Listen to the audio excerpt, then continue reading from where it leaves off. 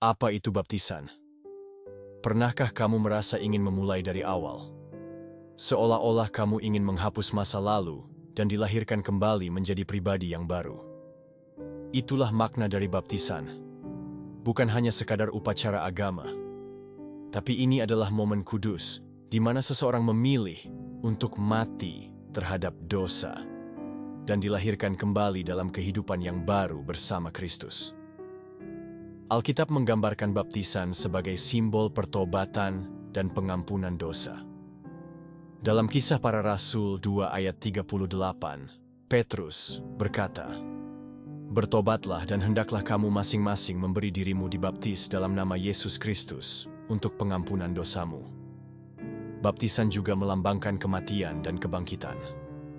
Roma 6 ayat 3-4 berkata bahwa kita dibaptis ke dalam kematian Kristus dan bangkit bersama Dia untuk hidup dalam hidup yang baru. Ini bukan hanya simbol. Ini adalah komitmen. Ini adalah langkah iman. Ini adalah awal dari perjalanan bersama Juru Selamat kita. Baptisan adalah suatu simbol dari penyerahan sepenuhnya kepada Tuhan. Ini melambangkan kematian terhadap kehidupan lama dan kebangkitan kepada hidup baru dalam Kristus. Mengapa baptisan itu penting? Jika Yesus sendiri dibaptis, meskipun Ia tidak berdosa, apakah kita bisa menganggap baptisan sebagai hal yang tidak penting? Yesus tidak datang untuk menunjukkan bahwa Ia butuh dibersihkan, tapi untuk menjadi teladan bagi kita semua.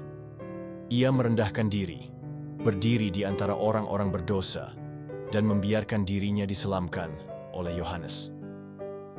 Dalam Matius 3 ayat 15, Yesus berkata kepada Yohanes, "Biarlah hal itu terjadi, karena demikianlah sepatutnya kita menggenapkan seluruh kehendak Allah." Baptisan adalah langkah ketaatan. Ini adalah tanda bahwa kita menerima jalan keselamatan yang Tuhan telah sediakan. Yesus memberikan teladan kepada kita. Dia tidak memerlukan baptisan karena dosa, tetapi Dia menggenapkan seluruh kebenaran agar umat manusia tidak ragu mengikuti jejaknya. Jika Yesus, Sang Anak Allah, rela dibaptis, bagaimana dengan kita? Siapa yang harus dibaptis? Banyak orang bertanya, siapa yang boleh dibaptis? Jawabannya sederhana, mereka yang percaya, yang bertobat, dan yang memilih untuk mengikuti Yesus. Baptisan bukan untuk orang sempurna, tapi untuk mereka yang mengakui ketidaksempurnaan mereka dan berserah pada Juru Selamat. Dalam Kisah Para Rasul 2 ayat 41, tertulis bahwa mereka yang menerima perkataan Petrus memberi diri mereka dibaptis. Mereka mengambil keputusan setelah percaya. Baptisan adalah pilihan sadar. Itu sebabnya bayi tidak dibaptis di Alkitab. Hanya mereka yang cukup dewasa untuk memahami, bertobat, dan percaya. Iman dan pertobatan harus mendahului baptisan. Seorang anak sekalipun, jika ia dapat memahami makna dosa dan kasih Kristus, dan mengambil keputusan untuk mengikutinya, ia layak menerima baptisan. Tuhan tidak menunggu kamu sempurna. Dia hanya menunggu hatimu terbuka untuknya. Bagaimana cara baptisan yang benar? Banyak orang hari ini dibaptis dengan cara yang tidak pernah dicontohkan oleh Yesus. Ada yang dipercik, ada yang disiram. Tapi, bagaimana sebenarnya cara yang benar menurut Alkitab? Yesus dibaptis dengan cara diselamkan. Dalam Matius 3 ayat 16 dikatakan, "Sesudah dibaptis, Yesus segera keluar dari air." Ini menunjukkan bahwa Ia masuk ke dalam air dan keluar dari air. Kata baptes dalam bahasa Yunani adalah baptizo, yang berarti menyelamkan sepenuhnya. Itu artinya bukan dipercik, bukan disiram, tapi diselam. Mengapa harus diselam? Karena hanya dengan diselam, kita bisa menggambarkan kematian, penguburan, dan kebangkitan bersama Kristus. Percikan tidak bisa melambangkan ini. Baptisan oleh selam sepenuhnya melambangkan kematian terhadap kehidupan lama dan kebangkitan kepada kehidupan baru. Ini adalah satu-satunya bentuk yang diajarkan oleh Yesus dan murid-muridnya. Apakah baptisan ulang diperlukan? Bagaimana jika saya sudah dibaptis dulu, tapi dulu saya belum benar-benar mengerti? Bagaimana jika saya telah jauh dari Tuhan dan kini saya ingin kembali sepenuhnya? Alkitab mencatat sebuah momen yang penting. Dalam Kisah Para Rasul 19, Paulus bertemu dengan orang-orang yang telah dibaptis oleh Yohanes, namun belum mengenal Yesus secara penuh. Maka mereka dibaptis ulang dalam nama Tuhan Yesus. Ini menunjukkan bahwa baptisan ulang dibenarkan secara alkitabiah jika seseorang menerima terang baru dan ingin memperbarui komitmennya. Baptisan bukan hanya ritual. Ini adalah deklarasi cinta dan penyerahan hidup. Jika komitmen kita pernah rusak, Tuhan rindu untuk kita kembali, dan Ia menyambut kita dengan tangan terbuka.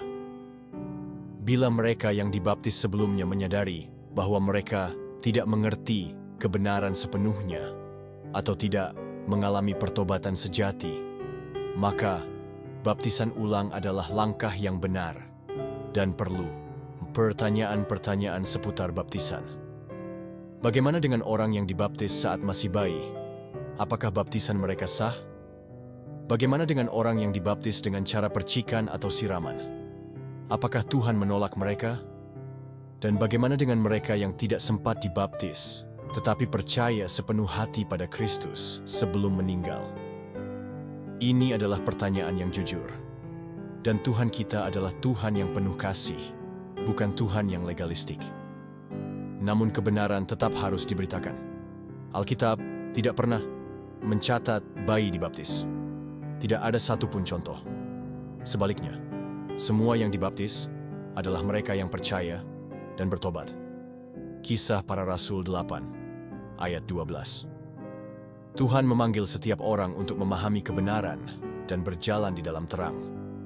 Jika kita pernah dibaptis dengan cara yang tidak sesuai teladan Yesus, dan kini kita tahu yang benar, maka itu adalah undangan dari surga untuk memperbarui komitmen kita melalui baptisan yang alkitabiah. Tapi Tuhan juga melihat hati.